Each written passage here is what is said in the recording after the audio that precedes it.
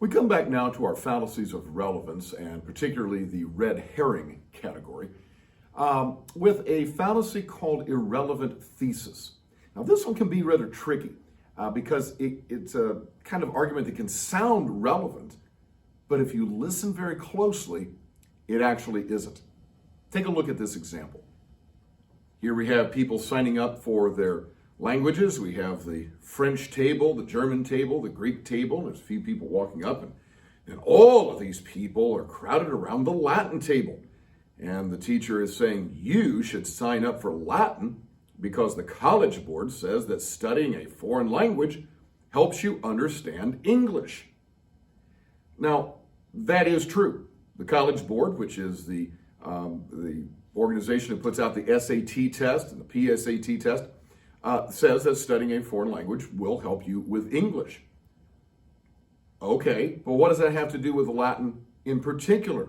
This person's trying to get students to recruit students to take Latin, but he hasn't made any argument for Latin in particular. He's made an argument for studying a foreign language, but he hasn't made an argument for studying Latin. It's an irrelevant thesis.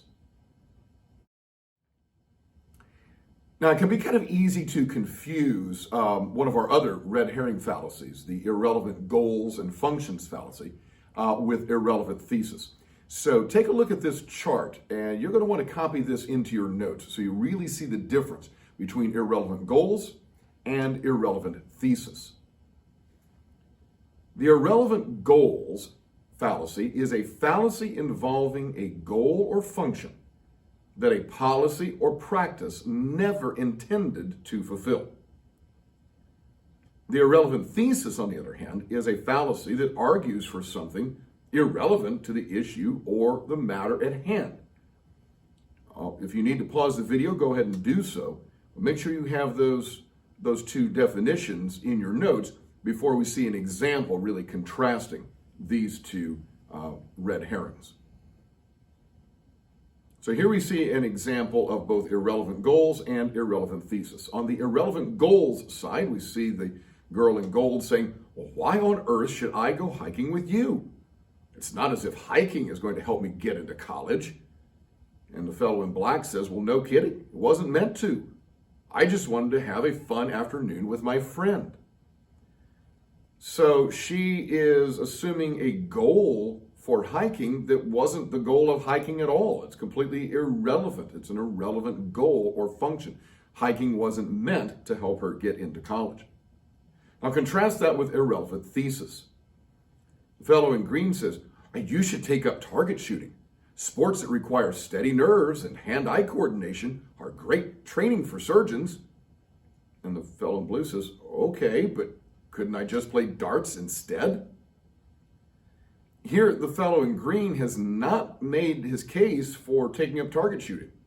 He's made a good case for any sport that requires steady nerves and hand-eye coordination, and darts would fall into that category, but he's used an irrelevant thesis because he's arguing for something that really isn't what he intended to argue for. Our next red herring in our fallacies of relevance is the straw man argument. You may have heard that expression before. Oh, you're just creating a straw man. Think about a straw man, right? A scarecrow. Think about how easy it would be to defeat a scarecrow. A scarecrow is not going to put up any resistance. Scarecrow is just made of straw. And that's the idea behind the straw man argument. The straw man is to misrepresent someone else's argument so that it becomes easier to defeat. Rather than dealing with what the person actually said or did, you misrepresent what that person is saying so that it's easier for you to defeat that. Take a look at this example that comes probably straight from the Bible. So here's a famous painting by Rubens, Peter Paul Rubens, of Jesus and the coin, and him saying, well, whose face is on the coin? Well, Caesar's face is on the coin. Therefore, give to Caesar what is Caesar's, and give to God what is God's. Now, that is from the Bible. But you can imagine that there might have been some other people who were standing around listening to this. And here's a fellow who says, did you hear that? Jesus just said to give Caesar what belongs to him. And another guy says, he must be a Roman sympathizer and not a real Jew. And then another guy says, no one who is a true child of Abraham should follow him. Well, okay, he's not a Roman sympathizer. Jesus certainly was a real Jew. But it started off by misrepresenting what Jesus was saying. He was simply saying, give to Caesar what is Caesar's. He wasn't saying totally surrender to the Roman Empire. He wasn't a Roman sympathizer. He wasn't betraying his Judaism. But by saying that, then it made it easier to attack him and allow the fellow to say, well, no real Jew, right, no child of Abraham should actually follow him. So we want to be careful about these red herring fallacies of relevance. They really mislead and misdirect. And if you use them, you're really making a weak argument. And you want to be careful that you can listen for those or see those in the writings of other people.